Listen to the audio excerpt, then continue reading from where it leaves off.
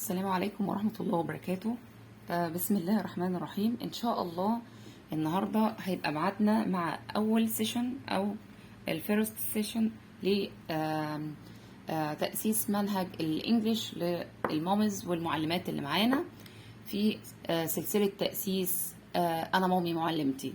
النهاردة إن شاء الله أول سيشن إنجليش، وهنشوف إن شاء الله النهاردة هناخد فيه إيه. يا ريت بقى كل مامي معانا كده تجيب ورقه وقلم وتيجي تسجل معايا السيشن وتعرف ازاي تبدا مع طفلها ايه ماده الانجليش. تمام؟ طيب، اول حاجه ان لازم يعرفها الطفل ان شاء الله ان احنا نعرفه النقاط دي، والنقاط دي تمشي بنفس الترتيب ده، وما ينفعش نقطه تسبق نقطه او ستيب تسبق ستيب، يعني لازم يمشوا ستيب باي ستيب، يعني خطوه بخطوه. يعني اول حاجه لازم بنعرفها للطفل هو the shape of letters. the shape of letters يعني الشكل الايه المعروف للحرف. يبقى shape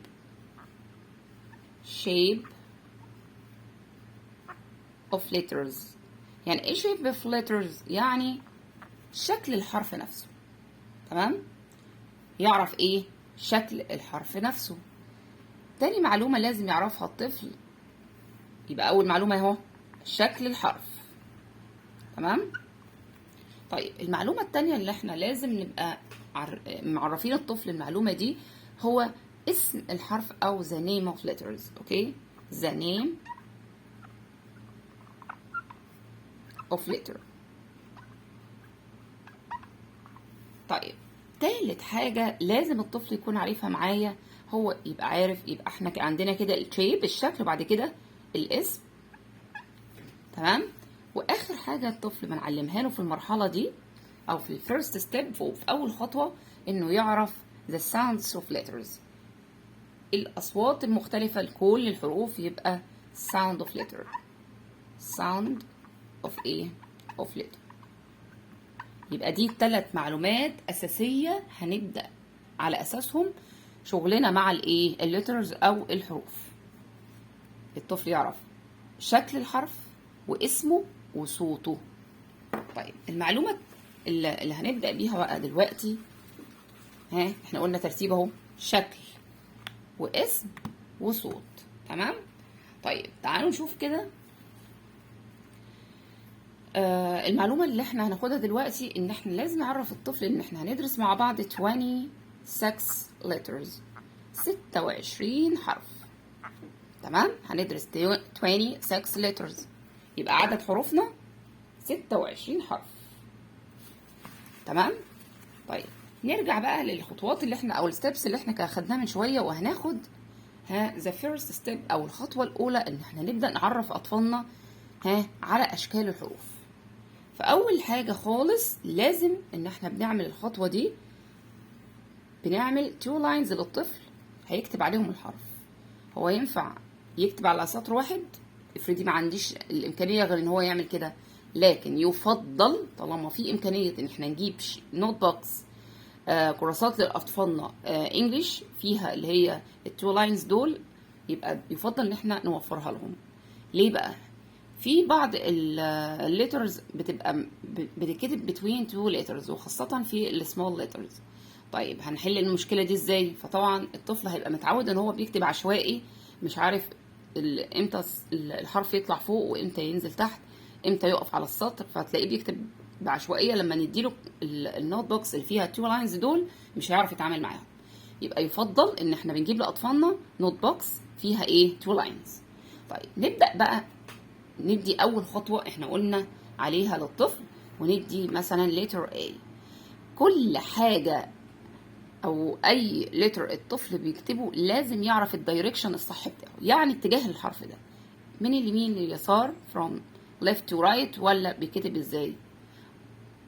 احنا طبعا بنبدا الانجليش من from left to right، يبقى احنا بنعمل نقطه للطفل كده مثلا، هو هنقول له هنمشي من عليها من على النقطه دي كده. تمام؟ ونرجع نقول له تعالى بقى كده هنكتب النهارده ونتعرف على شكل لتر A. شكل لتر A هنعمل ايه؟ هنعمل له نقطه كده ونطلع من عندها لاين ايه لاين اب كده، بعد كده نعمل لاين داون، وبعد كده نعمل داش. اوكي، يبقى كده في 3 ستيبس للتر A عشان يتكتب بالطريقه دي. لاين اب، لاين داون، بعد كده نعمل داش.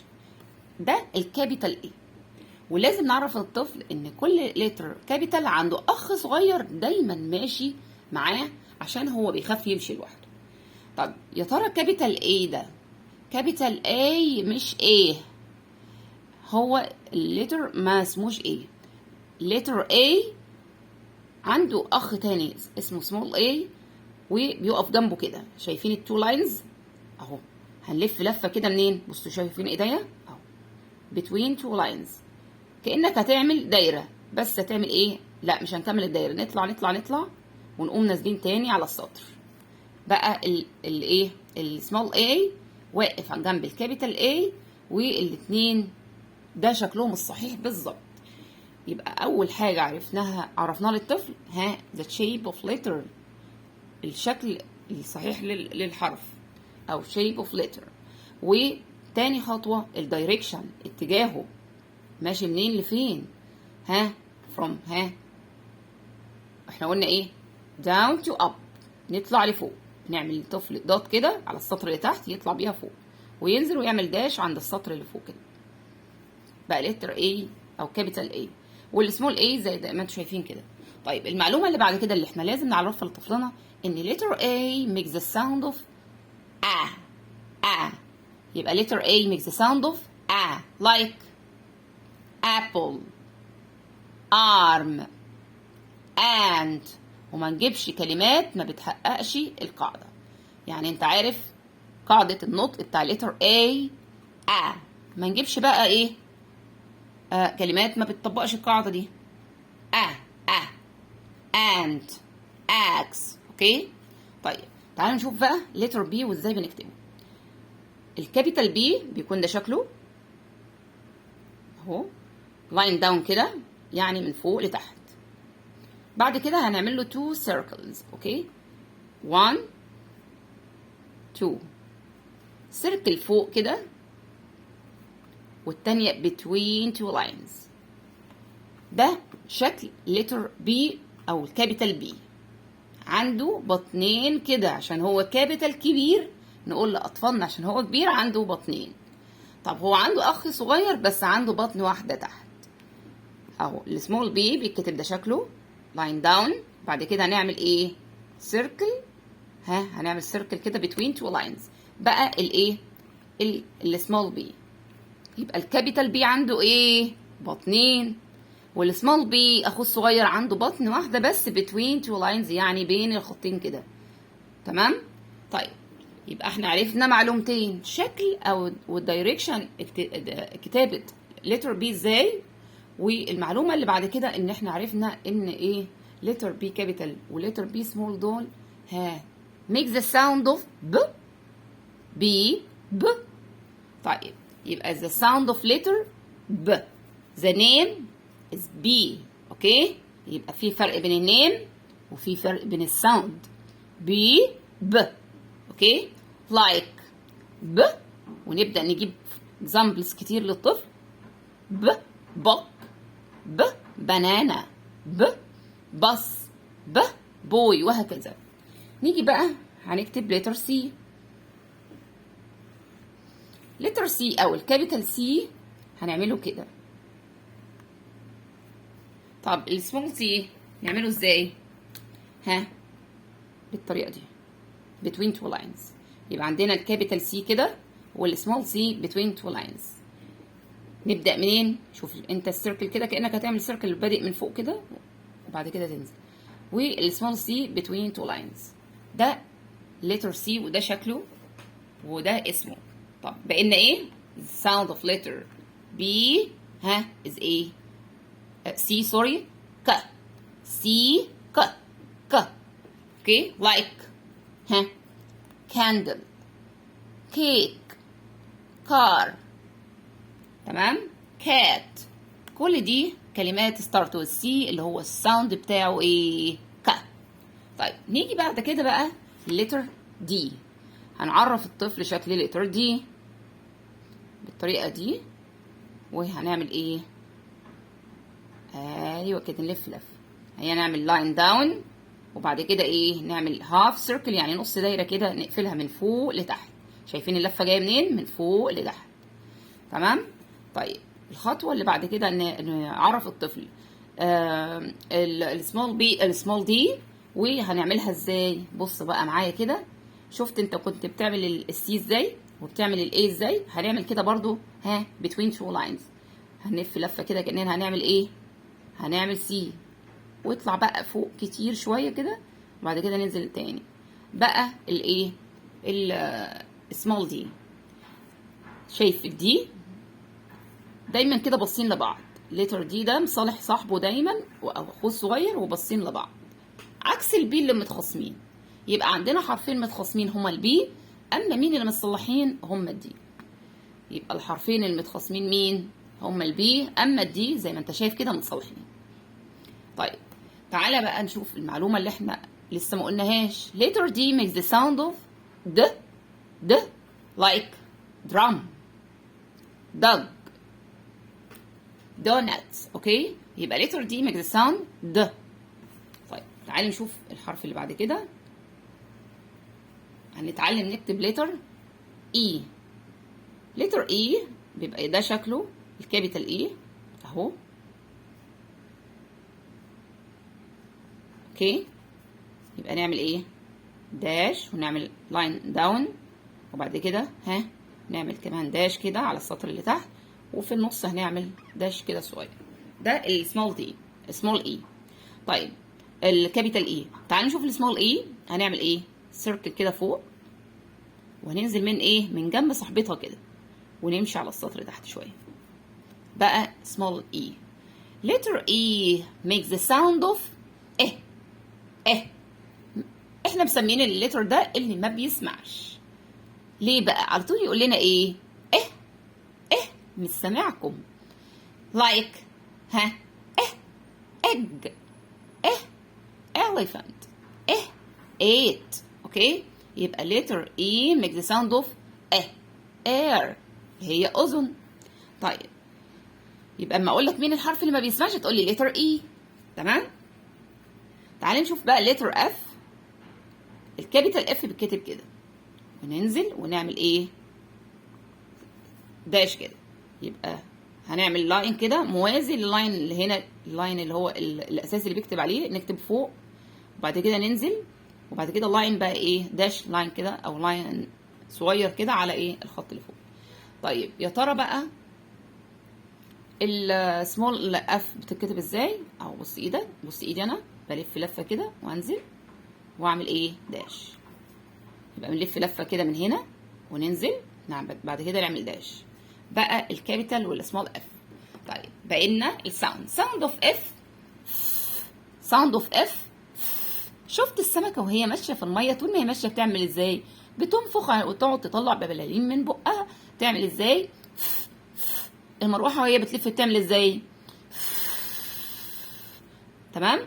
طيب تعالى نشوف كده فور اكزامبل كده، يعني على سبيل المثال زي مثلا كلمة فان، فيش، فات، فلاج، كل دي كلمات start with F. اوكي. طيب تعالى نشوف كده letter. هو letter ايه؟ letter G. letter G بنعمله بالطريقة دي. بنعمل half circle كده، ونطلع شايف اللاين اللي فوق ده؟ هنعمل عنده داش كده. بقى الكابيتال جي. طب السمول جي احنا بنعمله ازاي؟ اهو بنعمل سيركل كده في عند الايه؟ اللاين اللي فوق، بعد كده ننزل ويجي عند صاحبه كده. بقى السمول جي، وزي ما انت شايف السمول جي مصالحه صاحبتها وبص عندها. طيب letter G makes the sound G like girl, green, goat, gun. كل دي كلمات start with G اللي فيها الساوند بتاعه اهو G. طيب نشوف letter H. letter H هنعمل two lines down كده، وبعد كده ايه؟ ها، لاين داون، خط كده في النص اهو. طيب يا ترى بقى ايه السمول اتش او السمول اتش بيتكتب ازاي؟ هنعمل لاين داون، وبعد كده عنده تشير كده او كرسي between two lines ما تخرجش عنهم. يبقى احنا بنبدأ من فوق كده لاين داون لتحت، بعد كده هنعمل ايه؟ هنعمل لف كده زي التشير كده كرسي، بس between two lines ما يخرجش عن الايه التو لاينز. كده احنا قلنا letter H، لكن ما قلناش الساوند بتاعه. H makes the sound of ها. بنسميه letter H ده اللتر الضاحك. ليه بقى؟ عشان هو دايما happy. بيعمل ازاي صوته؟ ها ها ها. عشان كده مسميينه اللتر الايه الضاحك. طيب تعالوا نشوف after letter H هناخد letter I. letter I. تعالوا نشوف letter I بيتكتب ازاي. letter I makes the sound of E. بس تعالوا نشوف الأول شكله. بص كده هنعمله ايه؟ داش، وبعد كده لاين داون، وبعد كده هنعمل ايه؟ كمان داش تحت.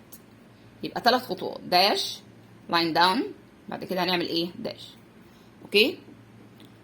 طيب السمول اي بيتكتب ازاي؟ السمول اي سوري بيتكتب ازاي؟ هنعمل كده لاين داون، بعد كده هنعمل له ايه؟ زي دوت او نقطه فوق كده، برضو between two lines. letter I makes the sound of e like ink insect. تمام؟ يبقى letter I makes the sound ها makes the sound of e. طب ينفع نقول للطفل like ice؟ لا. ليه بقى؟ في المرحلة دي لازم تقولي له words أو كلمات تطبق القاعدة. احنا القاعدة بتقول ايه؟ letter I makes the sound of E. يبقى نقول ايه؟ insect ايه؟ ink. تمام؟ ما نقولش ايه ice أو ايه ice cream. الكلام ده غلط، لأنه ما بيطبقش القاعدة مع الطفل، فبيستغرب هو قال لي ايه وتقولي لي ice أو ice cream مثلا، فطبعا ده ما بيطبقش القاعدة. تعالي نشوف كمان letter جديد وهو letter J. J makes the sound of J. J makes the sound of J. نعمل لاين داش داش لاين كده، وبعد كده هنعمل ايه؟ داون لاين، وبعد كده نطلع لفوق كده. بقى الكابيتال J. وبالمناسبة هو ما اسمهوش J، لا، كأنك قايلة دي في الأول كده مش واخدين بالنا منها. J J J J. يبقى letter J makes the sound of J. تعال نشوف السمول J. نعمل كده لاين between two lines كده، ننزل بعد كده هنعمل له ايه؟ زي دوت فوق. يبقى letter J أو capital J. J makes the sound of J J J like jet.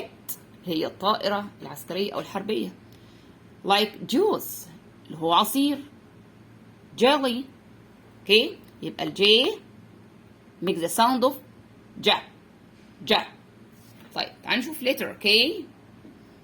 letter K ده شكله الكابيتال K يبقى كده. طب السمول K between two lines يعني نعمله كده بالظبط. يبقى ده الكابيتال K وده السمول K. طيب كده بقى عندنا two lines make the sound ك، اللي هو الكي اللي احنا واخدينه دلوقتي، وليتر C. letter C makes the sound of ك للسائلين. طب والكي برضو makes the sound of ك like ها like kite like key اللي هو مفتاح. كريم. اوكي؟ بالمناسبة الأسماء بتتكتب بالكي ما تتكتبش بالسي، يعني ما نشوفش كريم أو كمال أو كريمة بتتكتب بالسي، لا، الأسماء دايما بتتكتب بالكي. تمام؟ طيب الطفل بقى يفرق ازاي ما بين دلوقتي احنا عندنا صوتين زي بعض، لما نيجي بقى ان شاء الله في المرحله اللي بعد دي وهيجي الطفل يتملى، هقول لك تركايه حلوه قوي. الطفل هيكتب ويفرق فيها لما يجي يتملى امتى يكتب كي لما مليه وامتى يكتب سي. بس خلينا ايه ما نسبقش الاحداث، وان شاء الله هنقول كل حاجه. طيب تعالوا نشوف كده. letter A letter L makes the sound of L. ده شكله، او الكابيتال ال. طيب السمول ال بيبقى ده شكله اهو، لاين ايه داون كده. L makes the sound of L. L makes the sound of L. Like ها L lion, L lemon, L lollipop. اوكي، يبقى letter L makes the sound of ايه؟ L. L. اوكي. طيب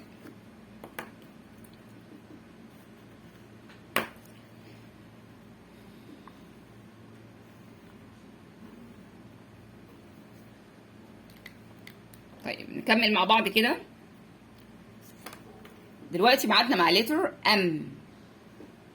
letter M makes the sound of طيب تعالوا نشوف كده بنعمله ازاي. ها لاين داون، بعد كده اب داون اب داون اب داون. اوكي، ده الكابيتال ام. طب السمول ام هنعمل لاين داون كده، وبعد كده عنده ايه؟ تو تشيرز كده او كرسيين، ادي 1 2. تمام، يبقى احنا ده الكابيتال، والسمول ام ده طريقه كتابته والدايركشن صح، او اتجاه كتابه الحرف صح. طيب letter M makes the sound of like milk, moon, monkey. اوكي. طيب في واحد شبيه بيه شويه هو letter N. بالمناسبه بقى، يعني في ناس بتكتب الان كده، يعني بيبدا من هنا كده. طيب هو احنا اصلا الدايركشن بتاع كتابه الانجليش منين؟ from left to right. يبقى يفضل ان احنا نعمل كده، نطلع كده اهو، بعد كده ننزل، بعد كده نطلع. هو ده letter N. نبدأ منين؟ من اتجاه الايه؟ اليسار. وهوضحها لكم اكتر في ثواني، بس نجيب قلم.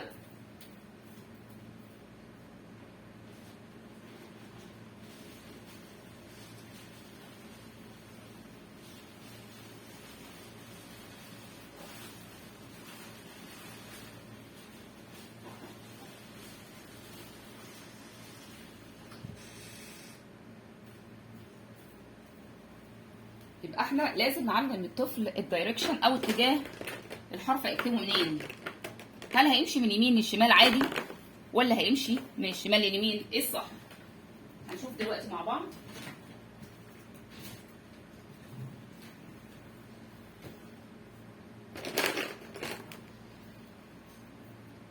يبقى يفضل ان احنا نمشي ازاي؟ ها، نمشي من اليسار او اتجاه من تو ليفت تو ايه، تو رايت.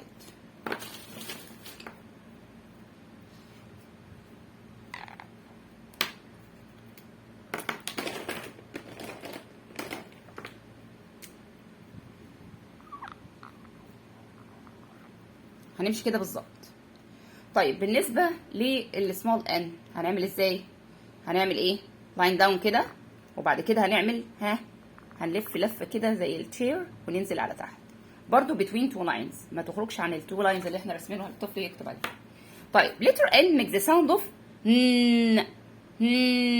like nest, nurse, nine. تمام، دي كلها words start with ايه؟ with N.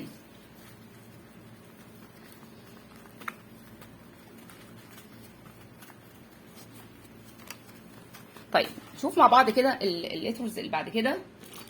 وليتر هناخد مع بعض ليتر ايه؟ ليتر او. نرسم برضو، احنا بنقعد نرسم للطفل التو لاينز دول لحد ما. طب يعني ده بالنسبه طبعا لو الطفل لسه بيتعلم جديد وما عندهوش ايه امكانيه ان هو يكتب في التو لاينز، بس احنا زي ما قلنا يفضل نكتب في ايه؟ في تو لاينز. هنعمل تو لاينز برضو اهو. دلوقتي معادنا مع letter O.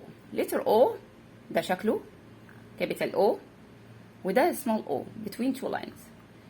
capital and small o، letter O makes the sound of O. O O O like orange, owl, octopus أو octopus. okay, letter O makes the sound of O. O طيب بعد كده عندنا letter B. عندنا letter B. ايه ده، احنا مش لسه واخدين شويه letter B؟ ايوه عندنا واحد تاني اسمه B برضو، بس هنعرف دلوقتي الساوند بتاعه مختلف ازاي. ده الكابيتال بي اهو لاين داون كده، وهنعمل له ايه زي كوره فوق كده. طب السمول بي اهو between two lines، والكوره بتاعته كده جوه، يبقى الكابيتال بي والسمول بي. طيب الفرق بين البي دي والبي اللي احنا لسه واخدينها البي فور باس دي، ايه الفرق بينهم؟ ان لتر بي ده ميك ذا ساوند اوف ب ب، يعني في هواء جامد وقوي جدا بيطلع من بقنا واحنا بنقول الايه الساوند بتاعه او صوته. انما البي التاني ضعيف شويه، هو صوته ب ب، لكن هنا ب ب. تمام. طيب letter B makes sound of b b like pen, pencil, pencil case, pen. كل دي كلمات start with B اللي هي البي اللي هي ليها عصاية تحت دي. طيب تعالوا نشوف letter Q. letter Q ده شكله الكابيتال Q اهو، وعنده ايه زي داش كده او سلاش كده، خط كده من جوه لبره، ده الكابيتال. طيب السمول كيو هنعمل سيركل كده جوه وهننزل ونطلع تاني كده، ده السمول كيو. والكيو ميكس ذا ساوند اوف، صوته حلو قوي، وا وا وا وا وا وا لايك وا كوارتر، وا كوايت، وا كوين. اوكي. طيب لتر بعد كده لتر ار. ار ميكس ذا ساوند اوف ر. R makes the sound of R. طيب تعالوا نشوف السمول R، هنعمل لاين داون كده ونطلع منه كده سنه صغيره هنا هتعمل ايه شجره، ده السمول R. قلنا R makes the sound of R like rabbit, ruler, rain. اوكي او run. طيب تعالوا نشوف بعد كده letter، هو letter ايه S. ده بيكون شكله اس. طيب السمول اس between two lines كده، يبقى الكابيتال اس بيبقى خارج بره شويه، سمول اس between two lines. تمام، يعني بين الخطين كده. اس makes the sound of بس شفت احنا بدأنا منين اهو، من نقطه كده فوق للطفل ويلف لفه، بعد كده يرجع ايه يمشي كده اهو، بيلف كده لفه بعد كده يرجع يمشي كده. S makes the sound of like snake, sun. تمام. طيب بعد كده هنعمل ايه، هندي للطفل لتر T. T makes the sound of T. T makes the sound of T. طيب نكتب اللتر T كده اهو capital T والسمول T between two lines بالطريقه دي، capital and small letter T. طيب T makes the sound of T like tree, tiger, train. اوكي، يبقى letter T makes the sound of T T. تمام. طيب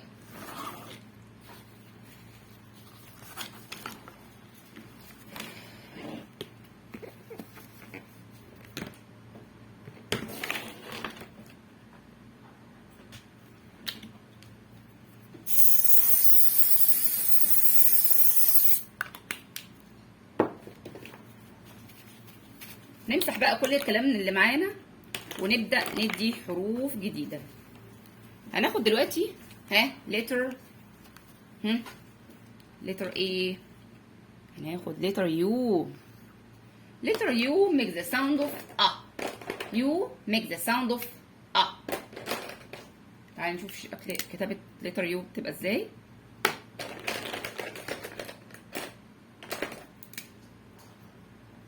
يبقى U makes the sound of A.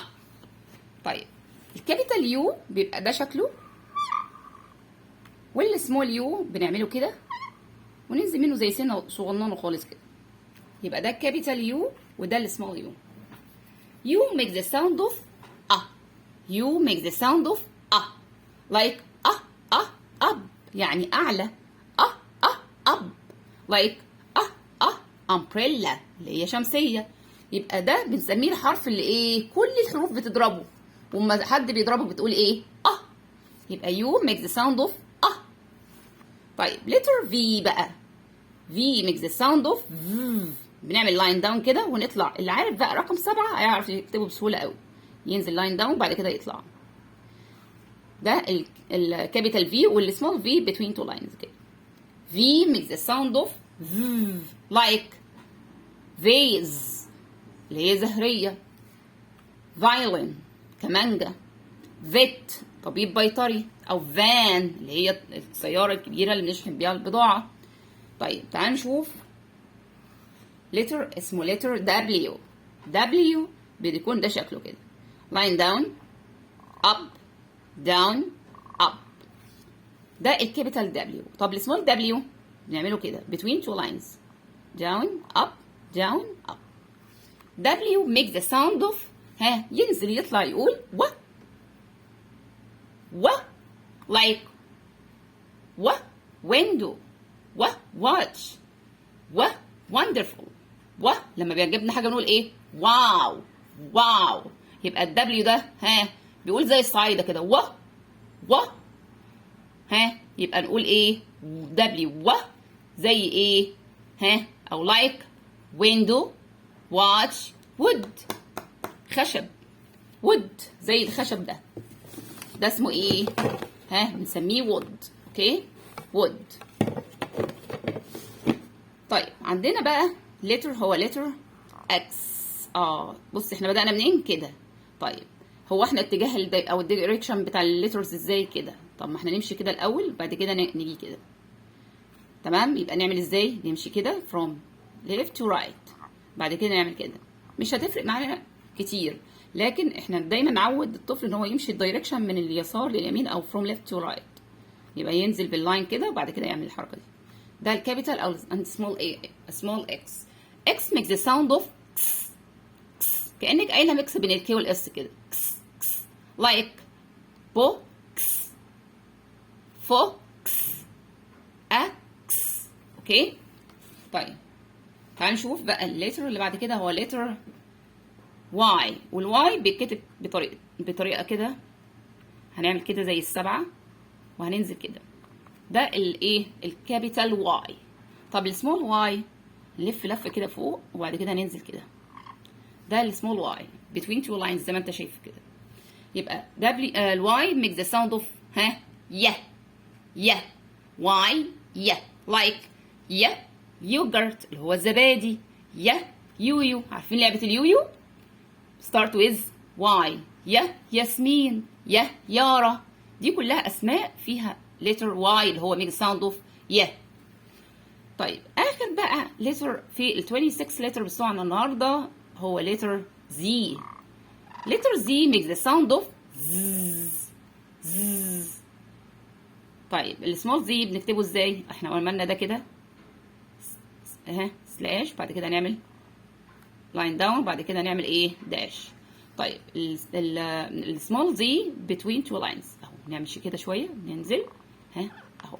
طيب لتر زي ده اللتر الزنان بيعمل ازاي بقى صوته؟ مزعج شويه like زيرو زبرة. تمام. ممكن نلاقي بنت اسمها ايه؟ زينب، صح؟ يبقى لتر زي makes the sound of طيب يا ترى بقى ايه التدريبات اللي نديها للطفل على كل حرف بنخلصه معاه؟ احنا طبعا مش هنشرح الكلام ده للطفل مره واحده. احنا قلنا الكورس هنا لمين؟ للمامز اللي معانا والمعلمات اللي مش عارفين يبداوا ازاي ويشتغلوا مع الاطفال ازاي. طيب ازاي بقى ندي الطفل الحروف وندربه عليها ازاي؟ طيب نتاكد ان هو حافظها ازاي. اولا انت عندك حاجه اسمها ديكتيشن، الاملا دي. انت بتخلصي الحرف مثلا وبترجعي تقولي للطفل مثلا يلا يا حبيبي احنا خلصنا الاسبوع ده مثلا حرفين، خلصنا 3، يلا كده مع بعض نكتب ايه الحروف اللي احنا اخدناها دي، واكتب لي بقى letter B. يبدا يفتكر بقى. وفيها عندك على القناه عندك الستوريز اوف ليترز، قصص الحروف. لو عرفنا للطفل قصه الحرف اللي عليه 3 كلمات دي مش هينساها خالص. فممكن نفتح ندي الحرف منين؟ من الستوري الاول، نحكي له ستوري كده عن الحرف وبعد كده نبدا في مرحله الكتابه اللي احنا خدناها دلوقتي ونعرفه الساوند او صوته. بس صوت الحرف ما بيوضحش وهو لوحده كده، بيوضح اكتر لما نديله ووردز كتير، كلمات فيها صوت الحرف. فبيبدا الطفل يتعرف على صوت الحرف في كلمات كتير. وخطا وغلط جدا ان احنا نربط للطفل الايه الحرف بكلمه. لو عملنا كده هتلاقيه يقولك بي بنانه موزه، واحنا نرجع بقى للطريقه القديمه تاني، واحنا قلنا الطريقه دي غير مجديه جدا. لكن الصح ان احنا نبقى معرفين الطفل ووردز كتير قوي على الليتر، فما يبقاش عنده اللازمه اللي في لسانه دي ايه ابل تفاحه لا، هننسى القصه دي خالص. هنتخلص منها لما ندي ووردز كتير قوي في الستوريز اللي انتوا اللي انا كاتبه لكم، اللي انا عاملاها لكم على القناه، تقدروا تستعينوا بيها. طيب دلوقتي جينا بقى لمرحله ان احنا عايزين ندي اكسرسايزز للاطفال على الموضوع ده. طب هنعمل ايه بقى في الاكسرسايزز؟ هنبدا ان احنا نجيب كلمات ستارت ويز مثلا بي مثلا وسي ودي. فنعمل تدريب للطفل كده بعد ما يخلص كام حرف، نقول له تعالى النهارده مثلا هندربك بقى على كام كلمه كده، او ممكن نلعب معاها لعبه جيس واتس ذا فيرست ليتر. يعني خمن كده ايه هو الحرف الاول معايا. فنبدا نكتب مثلا كلمه كار كار ستارت ويز وات كار. يبدا يفكر فيقول لك مثلا السي.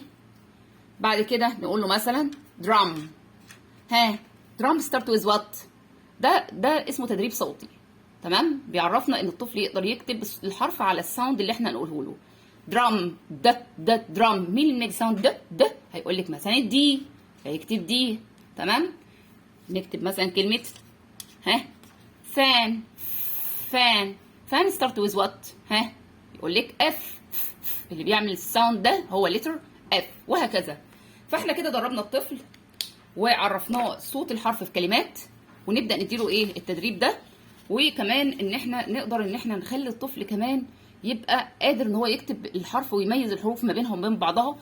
الطفل مش هيميز الحرف ما بينه وما بين التاني الا لما نتقن الحرف كويس جدا معاه. نبدا نروح للي بعده. حسيت ان الطفل اديتيله 4-5 حروف بدا يتلخبط شويه، نعمل ستوب، نراجع عليهم كويس جدا ونثبتهم، ندي جديد. المعدل ان احنا ندي فيه الطفل كام حرف في الاسبوع ده حسب قدره طفلك، انت شايفه يقدر يستوعب قد ايه وعمره كمان. لكن انا ما اقدرش ان انا اقول لك مثلا ليميت معين لازم تخلصي فيه الحروف او كلام من ده، تمام؟ طب امتى نبدا مع الطفل ان احنا نديله الحروف؟ اولا احنا في البدايه كده، او في يعني بدايه من عمر 3 سنين الطفل اصلا بيبدا يعني يعتمد على ذكائه السمعي اكتر، فبيسمع كتير قوي. فممكن نجيب فيديوز بقى فيها اصوات الحروف، يبدا الطفل يتعرف بس كمعرفه على اصوات الحروف وطريقه نطقها وكلام من ده. لان احنا في مرحله ان عمر الطفل 3 سنين دي هيبقى صعب جدا ان احنا نجيب الطفل ونقول له اقعد واكتب وعندنا النهارده كذا وهتكتب. صعب، هو اصلا لسه مش متمكن ولسه كان بيلعب وفجاه كده نقول له هنكتب وكراس، ما هيبقى صعب عليك الموضوع ده. طب هنعلمه ازاي؟ هنعلم الطفل في المرحله دي اورال، يعني في مجموعات اشياء كتير قوي حوالينا لازم نعرفها للطفل في المرحله دي، اللي هي نبدا نعرف الطفل على الاشياء. ايه هي الاشياء اللي حوالينا؟ الثينجز، مثلا الازازه اللي بيشرب فيها اسمها بوتل، مثلا القلم ده اسمه بين. نبدا نديله التولز مثلا نعرفها له. كل ده اورال شفوي. ما بنبداش الطفل في مرحله الحروف اللي احنا لسه واخدينها دلوقتي الا لما يكون متمكن في الكتابه كمان. هو بس مش هيقولهم شفوي، احنا جينا مرحله الكتابه. فاحنا لازم ندرب الطفل كمان على طريقه كتابه الخطوط، سواء المنحنيات. عشان الناس بتقول لي هو في حاجه اسمها خطوط؟ ايوه طبعا في حاجه اسمها عندي المنحنيات، اللي بتخلي الطفل بعد كده يكتب مثلا لتر ان صح او كده. يعني عندي انواع الخطوط كتير قوي. يعني في خطوط اللي هي المنحنيات دي، في الخطوط اللي هي المستقيمه اللي بتخليه مثلا يكتب الداش بتاعه الاي صح او كده. في خطوط المتعرجه اللي تخليه بقى يكتب ام وان. فلازم نعلم الطفل انواع الخطوط المختلفه. في الخطوط الرأسيه اللي تخليه يكتب الاتش بعد كده صح. فلازم نكون مرينا بالتجربه دي، والطفل بدا ان هو يتمكن ومسكه القلم ظبطت معاه جدا وبقى عنده الاستعداد. نبدا من عمر 3 سنين ونص ندي الطفل الحروف ونمشي واحده واحده. حرف واحد في الاسبوع يكفيني لو الطفل عارفه كويس جدا وبيعرف يكتبه وبيميزه حلو جدا، عارف صوته، خلاص كفايه. فهي حرف عربي، حرف انجليش، رقم كويس قوي للطفل اللي هو عمره 3 سنين ونص ان هو يبدا ان هو يعرف ايه يكتبه. طيب انا كده خلصت السيشن بتاعي، ووقفنا عند مرحله ان احنا عرفنا الطفل شكل الحرف وطريقه كتابته، ازاي ندرب الطفل على صوت الحرف. واقول لكم انتظروا ان شاء الله في باقي السلسله، وباذن الله بارت 2. واقول لكم السلام عليكم ورحمه الله وبركاته، وتابعوا معايا كورس الكامل لي انا مامي معلمتي. السلام عليكم ورحمه الله.